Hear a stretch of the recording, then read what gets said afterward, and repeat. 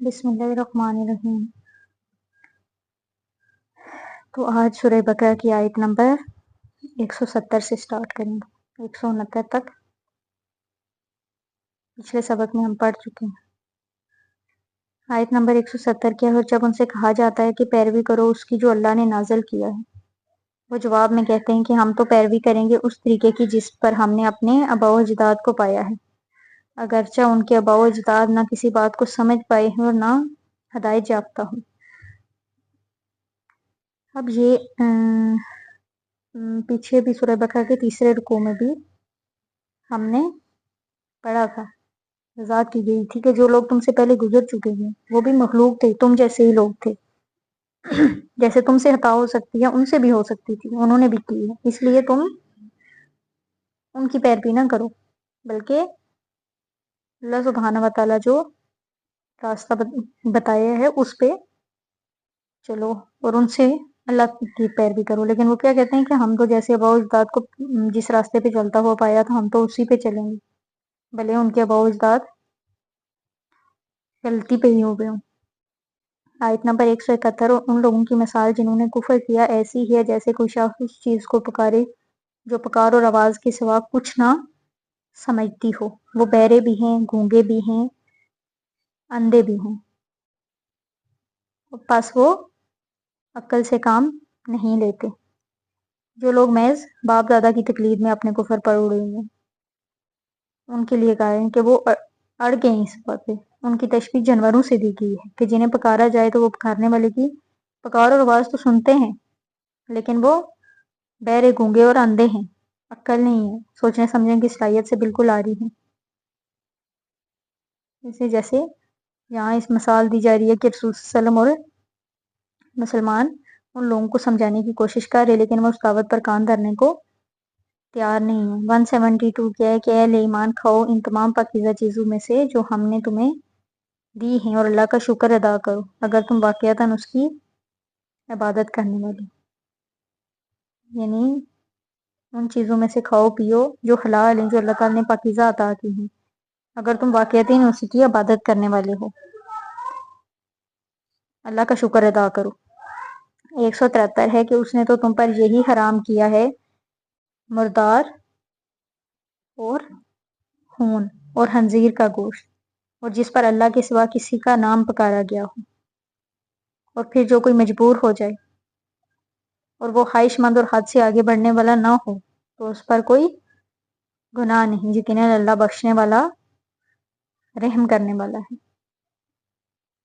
جو جانور اپنی موت آپ مر گیا، ذبح نہیں کیا گیا، وہ حرام ہے اور خون حرام ہے۔ اس لیے علیہ السلام کا ذبح کرنے کا طریقہ یہ ہے کہ صرف گردن کو کاٹا جائے تاکہ شریانے وغیرہ کٹ جائیں اور جسم کا خون نکل جائے، اور خنزیر کا گوشت اور وہ کہ جو اللہ کے سوا کسی اور نام کا نام لے کر پکارا گیا ہو۔ لیکن جو کوئی شخص بھوک سے مجبور ہو گیا اور جان نکل رہی ہے اور کوئی شے کھانے کو نہیں ہے تو اس کی جان بچانے کے لیے وہ حرام کردہ چیز کو کھا سکتا ہے، لیکن اس کے لیے 2 شرطیں عائد کی گئی، ایک تو وہ اس حرام کی طرف رغبت نہ رکھتا اور دوسرا یہ جان بچانے کے لیے جو ناگزیر مقدار ہے اس سے آگے نہ بڑھے۔ اللہ بخشنے والا اور رحم کرنے والا ہے۔ 174 ہے کہ یقیناً وہ لوگ جو چھپاتے ہیں اس کو جو اللہ نے نازل کیا ہے کتاب میں سے اور فروخت کرتے ہیں اسے بہت حقیر سی قیمت پر، یہ لوگ نہیں بھر رہے اپنے پیٹوں کو مگر آگ، اور اللہ ان سے کلام نہیں کرے گا قیامت کے دن اور نہ انہیں پاک کرے گا اور ان کے لیے دردناک عذاب ہے۔ یعنی اللہ تعالیٰ نے جو نازل کیا دینوی فائدوں کی صورت میں اس کی حقیر قیمت قبول کرتے ہیں، تو یہ لوگ اپنے پیٹ آگ سے بھر رہے ہیں۔ قیامت کے دن اللہ سبحانہ و تعالیٰ ان سے کلام نہیں کرے گا اور نہ ہی انہیں پاک کرے گا اور ان کے لیے دردناک عذاب ہوگا۔ 175 ہے کہ یہ ہیں وہ لوگ جنہوں نے ہدایت دے کر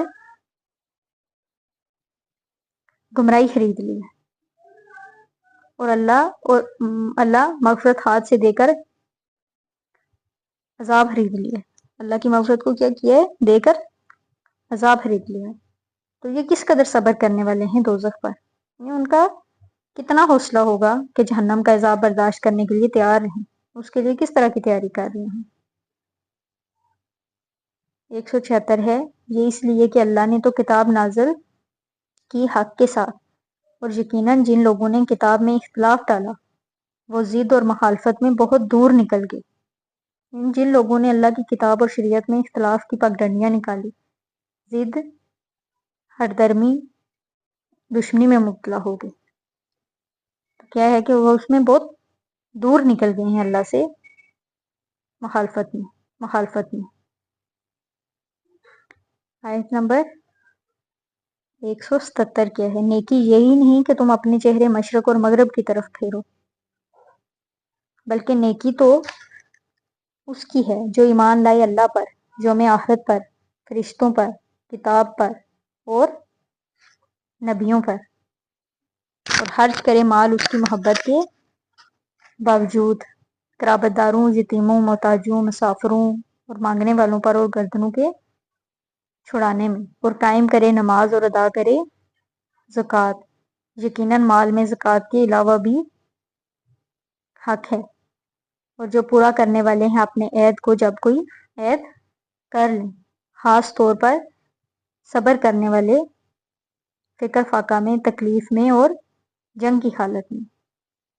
یہ ہیں وہ لوگ جو سچے ہیں، اور یہی حقیقت میں متقی ہیں۔ اب اس عمل کے نیکی ہونے کی نفی نہیں کی گئی، یہ نہیں کہا گیا کہ یہ کوئی نیکی ہی نہیں ہے، یہ بھی نیکی ہے۔ نیکی کا جو ظاہر ہے وہ بھی نیکی ہے، لیکن اصل جو ہے اس کا باطن ہے۔ اگر باطن صحیح ہے تو حقیقت میں نیکی ہے، ورنہ نہیں۔ سب سے پہلے نیکی کی جڑ جو بنیاد بیان کی گئی ہے یہ ایمان ہے۔ ایمانیات میں سب سے پہلے اللہ پر ایمان ہے، یعنی جو نیکی کر رہا ہے وہ صرف اللہ سے اجر کا طالب ہے۔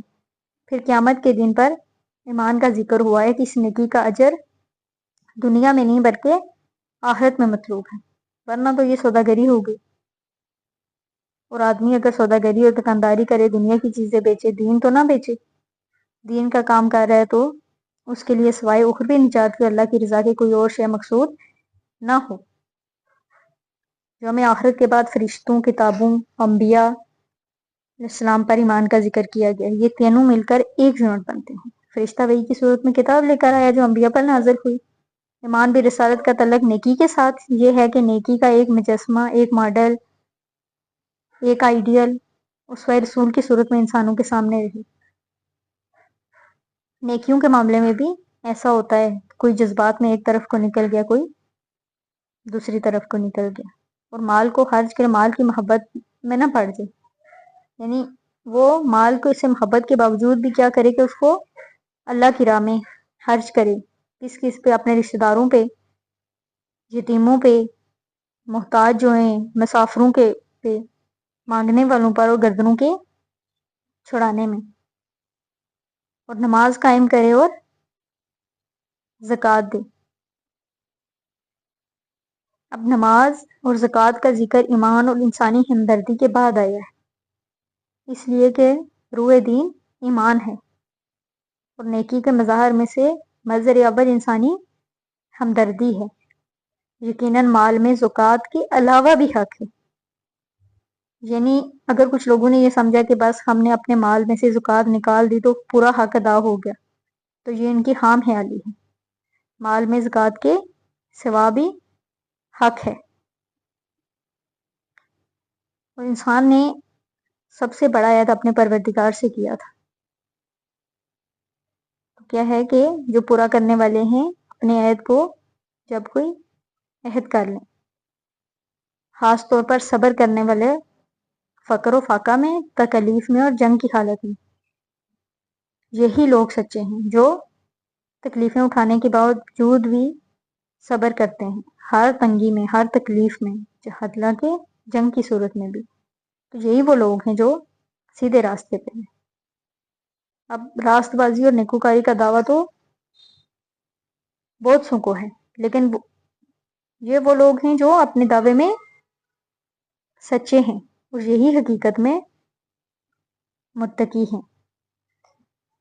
آیت نمبر 178 ہے، اے اہل ایمان، تم پر لازم کر دیا گیا ہے مقتولوں کا بدلہ لینا، آزاد کے بدلے آزاد، غلام کے بدلے غلام، عورت کے بدلے عورت.